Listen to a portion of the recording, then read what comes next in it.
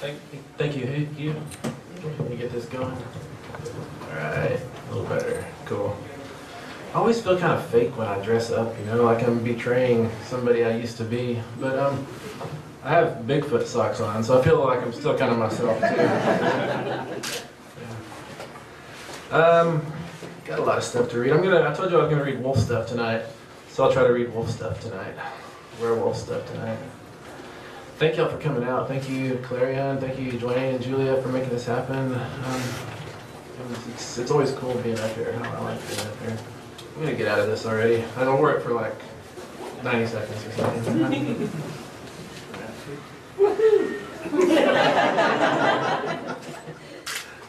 I don't know if I've ever read this one out loud. I wrote this, my publisher, or my publicist, she said, give me some stuff that I can market you with. And so I was eating at Chipotle when I got that text from her, and I was reading the Chipotle cup that one of my friends was on, and I was like, why is he on there and I'm not on there, So I sat there on my napkin and I wrote this little werewolf story. Wolf like me. Say you become a werewolf from drinking chocolate milk after your friend Roger in 4th grade in the cafeteria. His whole family is werewolves, especially his uncle. His truck idling rough in the hug-and-go lane after school. His sunglasses slid down to the tip of his nose. Roger loves it when his uncle is the one to pick him up. The music in his uncle's truck is always so loud, and the windows are always down. According to Roger, since chocolate milk is from cows, there's no way drinking after him can infect you. Roger is a lot like his uncle. He means well.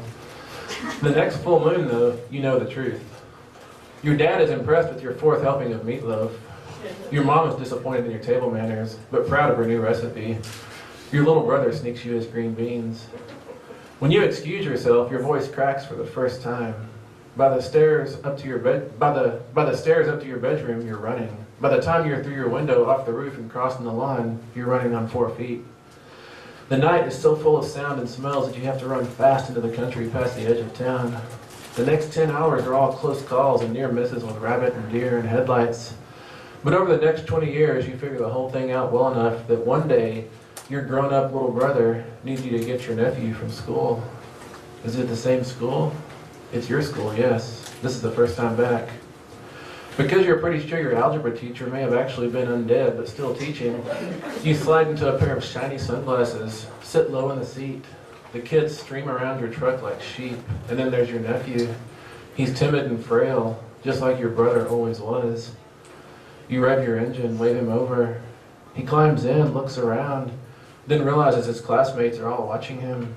He can't hide his smile. Like this, you say, and crank the radio until the dash shakes. Pull away into the afternoon, and if you had chocolate milk in your cup holder right now, you would lift it in thanks to a boy named Roger for giving you this moment, this life.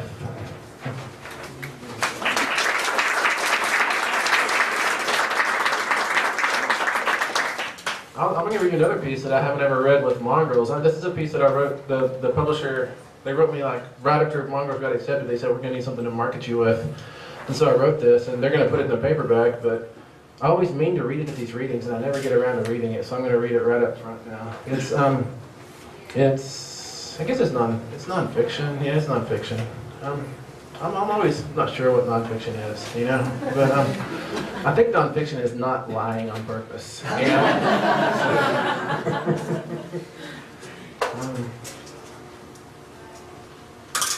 I would drink this from a straw, but I have an ethical dilemma about drinking tea from a straw. Do any of y'all have that, or is it just me? It's only me? It feels weird. Like I feel like I don't know, I don't feel like I'm myself. Right.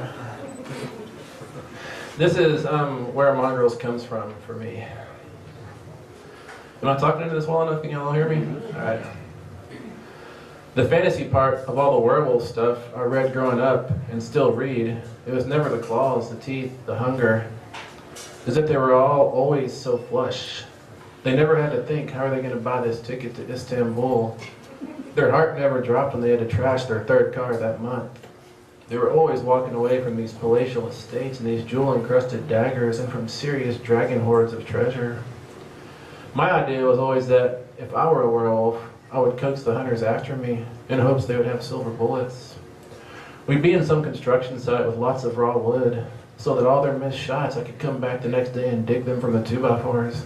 melt them down into an ingot, make some serious scratch down at the pawn shop. If I could keep from getting plugged, that is. We all think that's the kind of werewolf we'll be, right? I'll be fast. I'll run through the rain and never get wet. Don't get me wrong. I get why werewolves have a full bank account in novels. It's because watching a werewolf in human form out mowing lawns, that's not really what the reader's looking for when there's a werewolf snarling in the cover. Rigging stories such that werewolves always have total credit. It lets the werewolf exist at a level of drama where what's life and death isn't groceries. It's a vampire on a revenge arc. It's a society of trained hunters. It's a deadly pathogen or a long-buried secret weapon or Nazis, and on and on. There's always somebody stepping up to kill the werewolf. It's what stories do with monsters. What if the werewolf's just scraping by, though? What if the werewolf's like us? In 1987, at the fever pitch of Anne Rice's Tragic Vampires, a film came out that challenged our idea of elite monsters, Near Dark. When I saw this on VHS for the first time, I was smiling the whole way through. Here was a family of vampires who weren't wearing high velvet collars and sneering at all the cattle herded together at this cocktail party.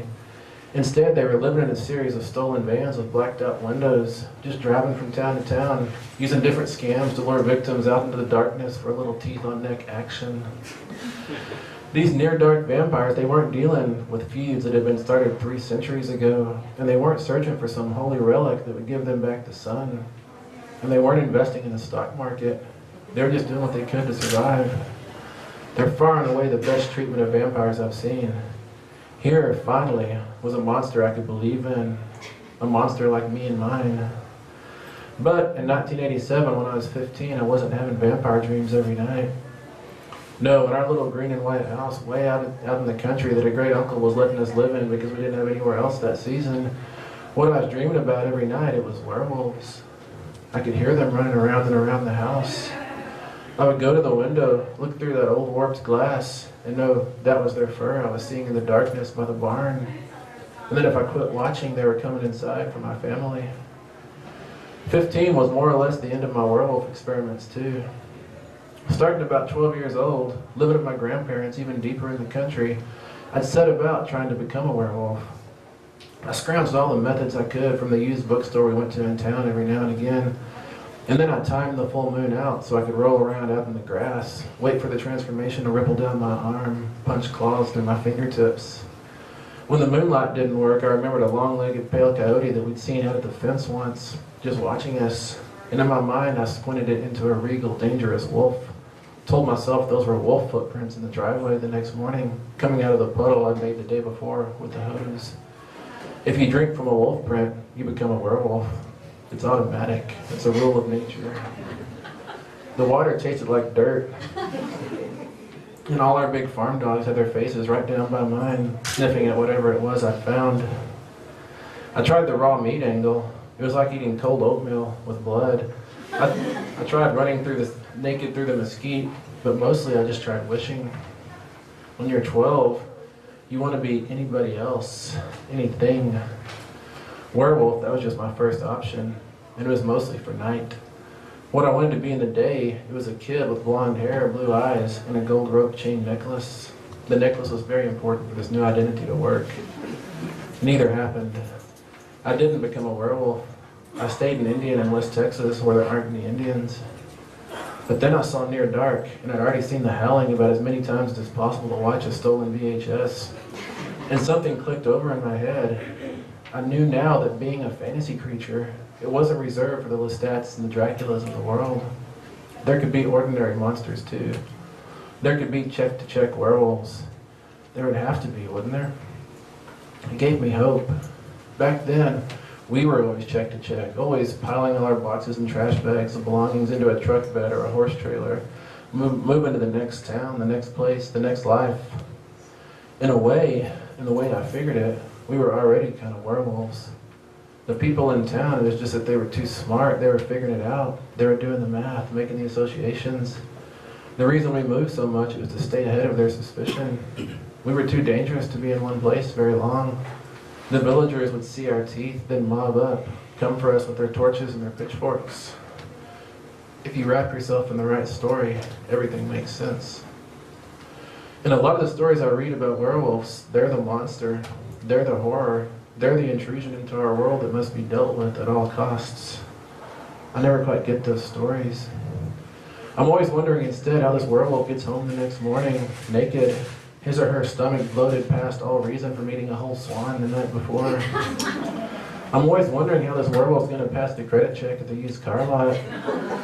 I'm always thinking you can tell when werewolves are in town because all the used jeans disappear from the racks.